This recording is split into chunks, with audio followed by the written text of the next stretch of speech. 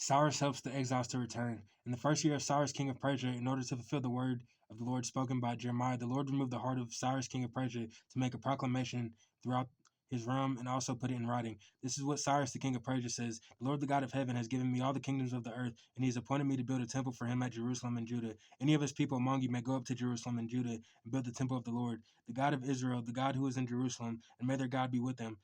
In any locality where survivors may not be living, the people are to provide them with silver and gold, with goods and livestock, and with free will offerings for the temple of God in Jerusalem. Then many heads of Judah and Benjamin, and the priests and Levites, everyone whose heart God had removed, prepared to go up and build the house of the Lord in Jerusalem. All their neighbors assisted them with articles of silver and gold, with goods and livestock, and with valuable gifts in addition to all the freewill offerings. Moreover, King Cyrus brought out the articles belonging to the temple of the Lord, which Nebuchadnezzar had carried away from Jerusalem and had placed in the temple of his God. Cyrus, king of Persia, had them brought by Mithridates, the treasurer, who counted them out to Sheshbazzar, the prince of Judah. This was the inventory: gold dishes 30, silver dishes 1,000, silver pans 29, gold bowls 30, matching silver bowls 410, other articles 1,000. In all there were 5,400 articles of gold and of silver.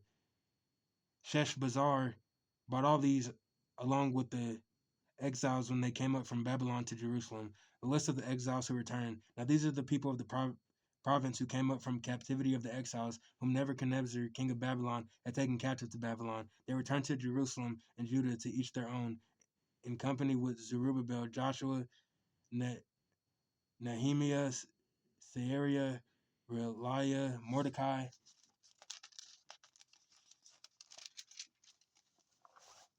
Bilshan, Mispar, Bigvai, Rehum, and Banah. The list of the men of the people of Israel, the descendants of Parash: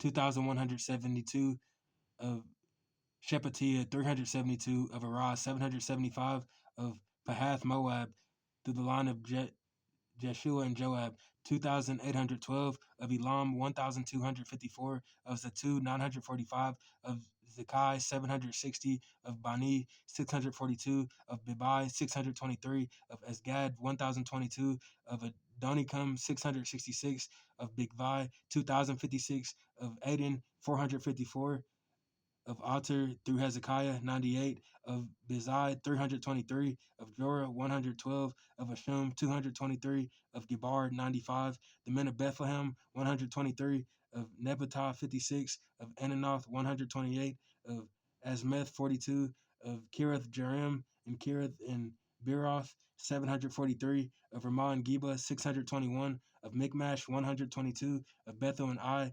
223; of Nebo, 52; of Magbish, 156; of the other Elam, 1,254; of Haram, 320; of Lod Hadid and Ono, 725; of Jericho, 345; of Sanaa, 3,630. The priests, the descendants of Jedediah through the family of Jeshua,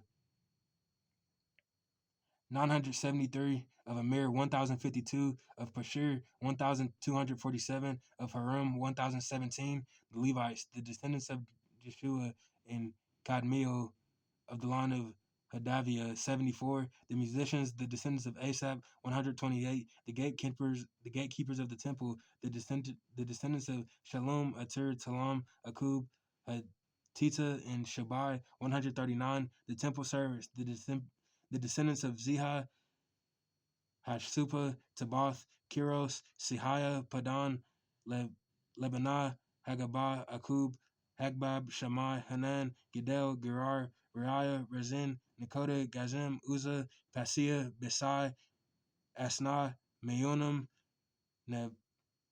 Nebhuzim, Bakuk, Hakupa, Haruth, Bazulon, Mehidah, Harsha, Barkos, Sisera, Timah, Neziah, and Hatipa.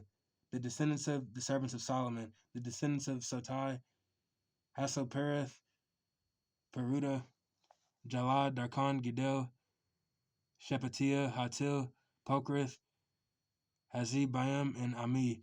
The temple servants and the descendants of the servants of Solomon, 392. The following came up from the towns of Tel Malah, Tel Harsha, Kerub, Adon, and Amir, but they cannot show that their families were descended from Israel. The descendants of Delaiah, Tobiah, and Nekoda, 652, and from among the priests, the descendants of Hobiah, Hakaz, and Barzillai, a man who had married the daughter of Barzillai the Gideonite and was called by that name. They searched for their family records, but they could not find them, so they were excluded from the priesthood as unclean. The governor ordered them to not eat any of the most food sacred until there was a priest ministering with Urim and Thummim.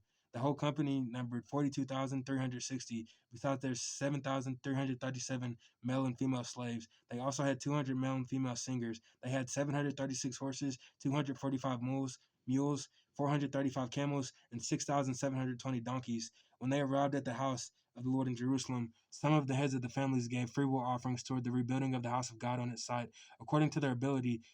They gave to the treasury for this work 61,000 derricks of gold, 5,000 minas of silver, and 100 priestly garments.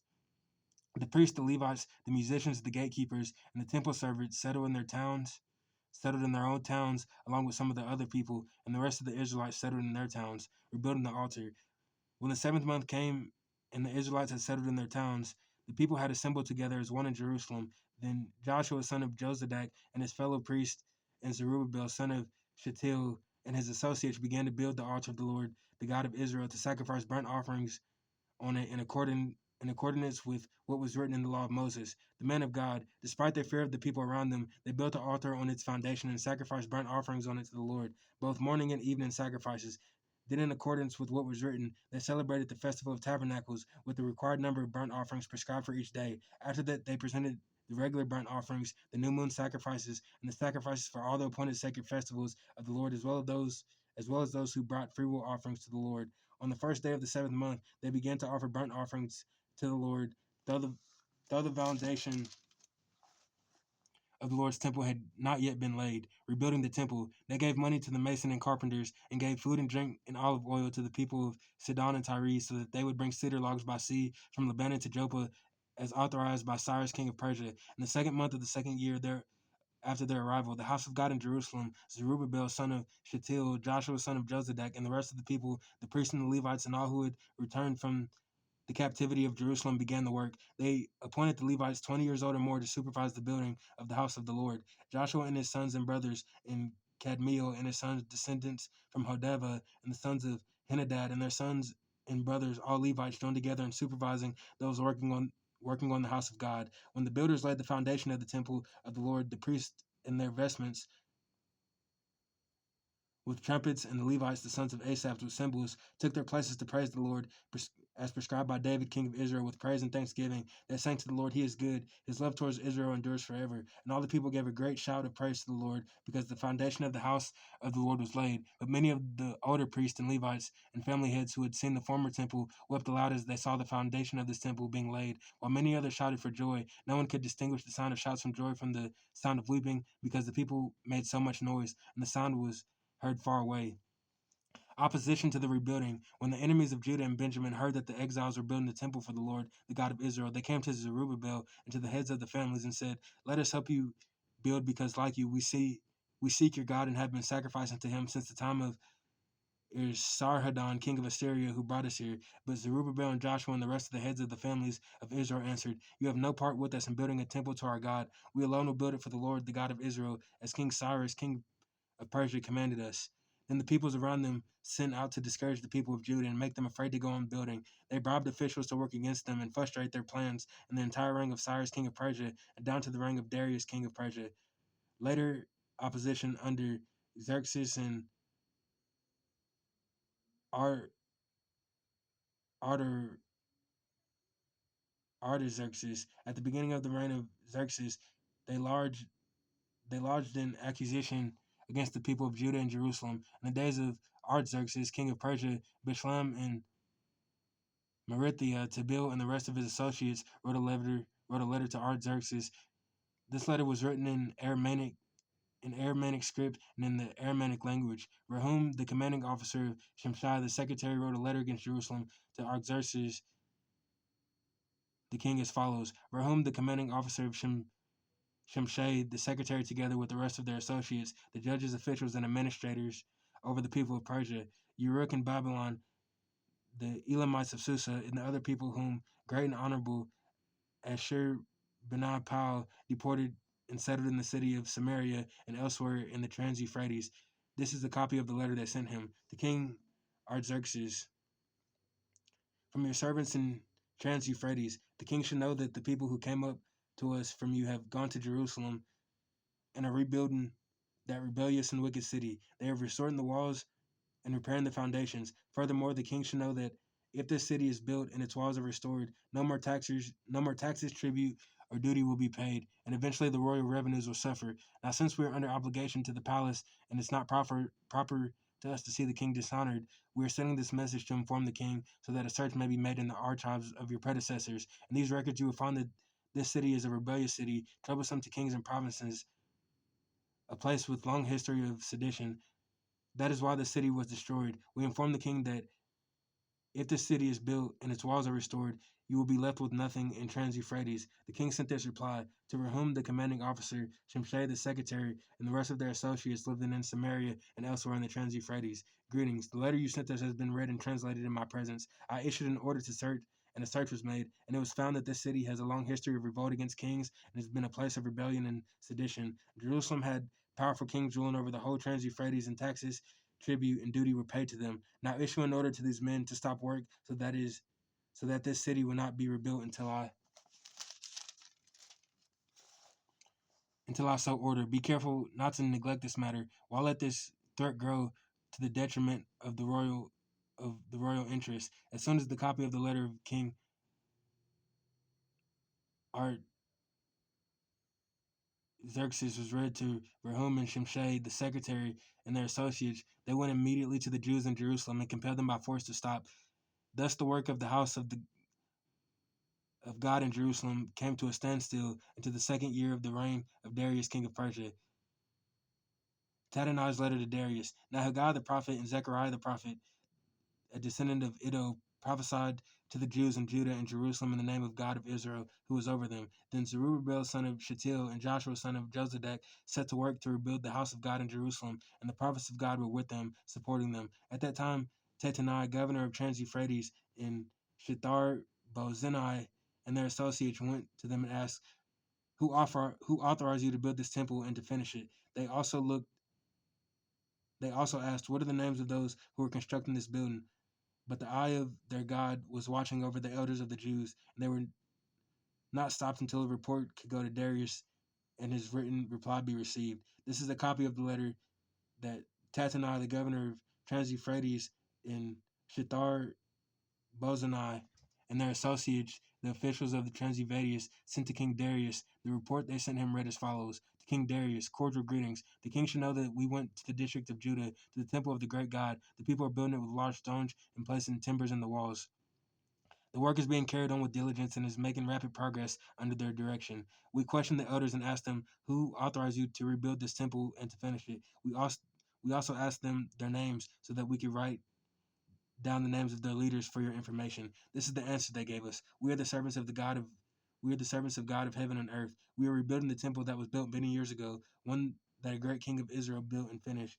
But because our ancestors angered the God of heaven, he gave them into the hands of Nebuchadnezzar, the Chaldean king of Babylon, who destroyed this temple and deported the people to Babylon. However, in the first year of Cyrus, king of Babylon, King Cyrus issued a decree to rebuild this house of God. He even removed them from the temple of Babylon, the gold and silver articles of the house of God, which Nebuchadnezzar had taken from the temple in Jerusalem and brought to the temple in Babylon. Then King Cyrus gave them to a man named Sheshbazzar, whom he appointed governor, and he told him, take these articles and go and deposit them in the temple in Jerusalem and rebuild the house of God on its site. So Sheshbazzar came and laid the foundations of the house of God in Jerusalem. From that day to the present, it has been under construction, but is not yet finished. Now, if it pleases the king, let a search be made in the royal archives of Babylon to see if King Cyrus did in fact issue a decree to rebuild this house of God in Jerusalem. Then let the king send us his decision in this matter. The decree of Darius. King Darius then issued an order, and they searched in the archives stored in the treasury of Babylon. A scroll was found in the citadel of Ecbatana in the province of Media, and this was what was written on it in memorandum. In the first year of King Cyrus, the king issued a decree concerning the temple of God in Jerusalem. Let the temple be rebuilt as a place to present sacrifices, and let its foundations be laid. It is to be 60 cubits high and 60 cubits wide, with 3 courses of large stones and one of timbers. The costs are to be paid by the royal treasury. Also, the gold and silver articles of the house of God, which Nebuchadnezzar took from the temple in Jerusalem and brought to Babylon, are to be returned to their places in the temple in Jerusalem. They are to be deposited in the house of God. Now then, Tattenai, governor of Trans-Euphrates, and Shethar Bazani, you and other officials of that province, stay away from there. Do not interfere with the work on this temple of God. Let the governor of the Jews and the Jewish elders rebuild this temple of God on its site. Moreover, I hereby decree what you are to do for these elders of the Jews in the construction of this house of God. Their expenses are to be fully paid out to the royal treasury from the revenues of the Trans-Euphrates, so that the work will not stop. Whatever is needed, young bulls, rams, male lambs for burnt offerings to the God of heaven, and wheat and salt, wine and olive oil, as requested by the priests in Jerusalem, must be given to them daily without fail, so that they may offer sacrifices pleasing to the God of heaven and pray for the well-being of kings and his sons. Furthermore, I decree that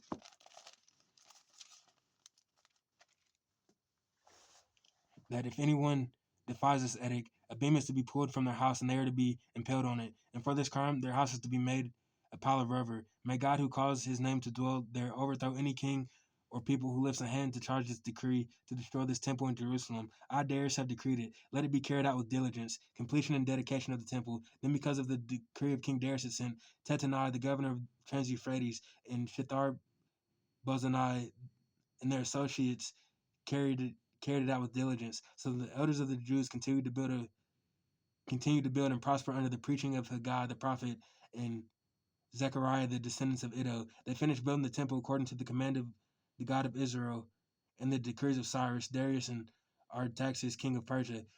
The temple was completed on the 3rd day of the month of Adar, in the 6th year of the reign of King Darius. The people of Israel, the priests, the Levites, and the rest of the exile celebrated the dedication of the house of God with joy.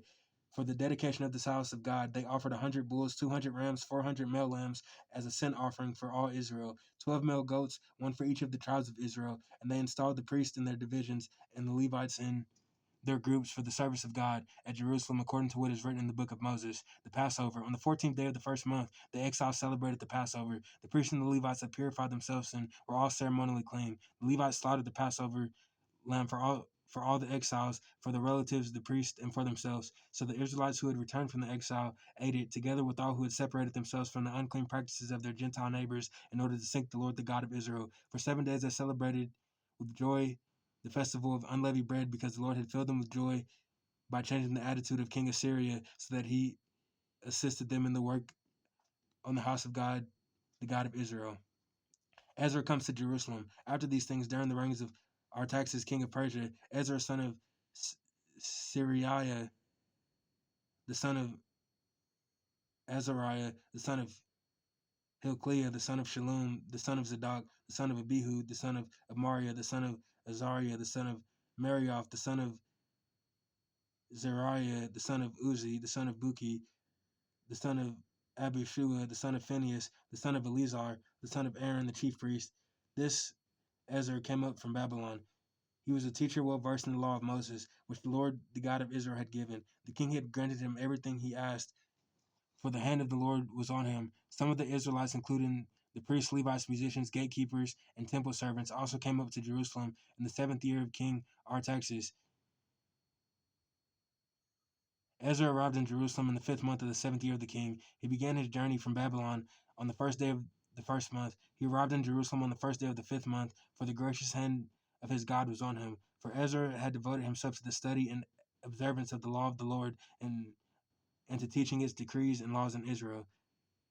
King Artaxerxes' letter to Ezra. This is the copy of the letter of King Artaxerxes had given to Ezra, the priest, a teacher of the law, a man learned in matters concerning the commands and decrees of the Lord for Israel. Artaxerxes, king of kings. To Ezra the priest, the teacher of the law of God of heaven, greetings. Now I decree that any of the Israelites in my kingdom, including priests and Levites, who volunteer to go to Jerusalem, let them go with you. You were sent by the king and his 7 advisors to inquire about Judah and Jerusalem with regard to the law of your God, which is in your hand. Moreover, you are to take with you the silver and gold that the king and his advisors have freely given to God of Israel, whose dwelling is in Jerusalem, together with all the silver and gold you may obtain from the province of Babylon, as well as the freewill offerings of the people and priests for their temple of their God in Jerusalem. With this money, be sure to buy bulls, rams, male lambs, together with grain offerings, drink offerings, and sacrifice them on the altar of the temple of your God in Jerusalem. You and your fellow Israelites may do to them whatever seems best with the rest of the silver and gold in accordance with the will of your God. Deliver to the God of Jerusalem all the articles entrusted to you for worship in the temple of your God, and anything else needed for the temple of your God that you are responsible to supply. You may provide from the royal treasury. Now I, King Artaxerxes, decree all the treasurers of the Trans-Euphrates are to provide with diligence whatever Ezra the priest, the teacher of the law of God of heaven, may ask of you, up to 100 talents of silver, 100 cores of wheat, and 100 baths of wine, 100 baths of olive oil, and salt without limit. Whatever the God of heaven has prescribed, let it be done with diligence, for the temple of God of heaven. Why should his wrath fall on the realm of the king and his sons? You are also to know that you have no authority to impose taxes, tribute on any duty of the priests, Levites, musicians, gatekeepers, temple servants, or other workers at this house of God. And you, Ezra, in accordance with the wisdom of your God, which you possess, appoint magistrates and judges to administer justice to all the people of Trans-Euphrates, all who know the laws of your God, and you are to teach any who do not know them. Whoever does not obey the law of your God and the law of the king must be surely be punished by death, banishment, confiscation of property, or imprisonment. Praise be to the Lord, the God of our ancestors, who has put it into the king's heart to bring honor to the Lord in Jerusalem in this way, and who has extended his good favor to me before the king and his advisors and all the king's powerful officials. Because the hand of the Lord my God was on me, I took courage and gathered up the leaders from Israel to go up with me. List of the family heads returning with Ezra. These are the family heads and those registered with them who came up with me from Babylon during the reign of King Artaxerxes. From the descendants of Phinehas, Gershom; from the descendants of Ithamar, Daniel; from the descendants of David, Hattush; from the descendants of Shechaniah; of the descendants of Parosh, Zechariah, and with him were registered 150 men. Of the descendants of Pahath, Moab, Elihunai, the son of Zariah, with him 200 men. Of the descendants of Zatu, Shechaniah, son of Jahizel, with him 300 men. The descendants of Aden, Abed, son of Jothan, and with him 50 men. Of the descendants of Elam, Josiah, son of Athaliah, and with him 70 men. Of the descendants of Shephatiah, Zebediah, the son of Michael, and with him 80 men. From the descendants of Joab, Obadiah, son of Jehiel, and with him 218 men. Of the descendants of Bani, Shelomith, and son of Jesopiah, and with him 160 men. Of the descendants of Bebai, Zechariah, son of Bebai, and with him 28 men. Of the descendants of Asgad, Johan, son of Hakan, with him 110 men. Of the descendants of Adonikam, the last ones whose names were Ephelet, Jehuel, and Shemaiah, and with him 60 men. Of the descendants of Bigvai, Uthai, and Zakir, with them 70 men. They returned to Jerusalem. I assembled them at the canal that flows towards Ahava, and we camped there 3 days. When I checked among the people and the priests, I found no Levites there. So I summoned Eleazar, Ariel, Shemaiah, Elnathan, Jarib, Nathan, Zechariah, and Meshullam, who were leaders, and Jorib and Elathan, who were men of learning. And I ordered them to go to Iddo, leader of Cassiopeia. I told them what to say to Iddo and his fellow Levites, the temple servants in Cassiopeia, so that they might bring attendance for us to the house of our God. Because the gracious hand of our God was on us, they brought us Sherebiah, a capable man from the descendants of Mali, son of Levi, the son of Israel, and Sheba's sons and brothers, 18 in all, and Hashabiah, together with Josiah from the descendants of Merari and his brothers and nephews, 20 in all. They also brought 220 of the temple servants, a body that David and the officials had established to assist the Levites. They all were registered by name. Thereby, Avad Canal, I proclaimed a fast so that we might humble ourselves before our God and ask him for a safe journey for us and our children with all our possessions. I was ashamed to ask the king for soldiers and horsemen to protect us from enemies on the road, because we had told the king, the gracious hand of our God is on everyone who looks on him. But his great anger is against all who forsake him. So we fasted and petitioned our God about this, and he answered our prayer. Then I set apart 12 of the leading priests, namely Sherebiah, Hashabiah, and 10 of, 10 of their brothers. And I weighed out to them offering of silver and gold, and the articles that the king his advisors and his officials and all Israel presented there and had donated for the house of our God. I weighed out to them 650 talents of silver, silver articles weighing 100 talents, 100 talents of gold, 20 bowls of gold valued at 100 derricks, and 2 fine articles of polished bronze as precious as gold. I said to them, you are as well as the articles consecrated to the Lord. The silver and gold are a freewill offering to the Lord, the God of your ancestors. Guard them carefully until you weigh them out in chambers of the house of the Lord in Jerusalem before the leading priests and the Levites and before the family heads of Israel. And the priests and Levites receive the silver and gold and sacred articles that have been weighed out to be taken to the house of our God in Jerusalem. On the 12th day of the first month, we set out from Ahava Canal to go to Jerusalem. The hand of our God was on us, and he protected us from enemies and bandits along the way. So we arrived in Jerusalem and we rested there 3 days. On the fourth day in the house of our God, we weighed out the silver and gold and the sacred articles into the hands of Merimoth, son of Uriah the priest, Eleazar, son of Phinehas, was with them, and so were the Levites, Jozabad, son of Jeshua, and Nodiah, son of Benui. Everything was accounted for by the number and weight, and the entire weight was recorded at that time. Then the exiles who had returned from captivity sacrificed burnt offerings to the God of Israel, 12 bulls for all Israel, 96 rams and 79 male lambs, and as a sin offering, 12 male goats. All this was a burnt offering to the Lord. They also delivered the king's orders to the royal satraps and to the governors of Trans-Euphrates, who gave them assistance to the people and to the house of God.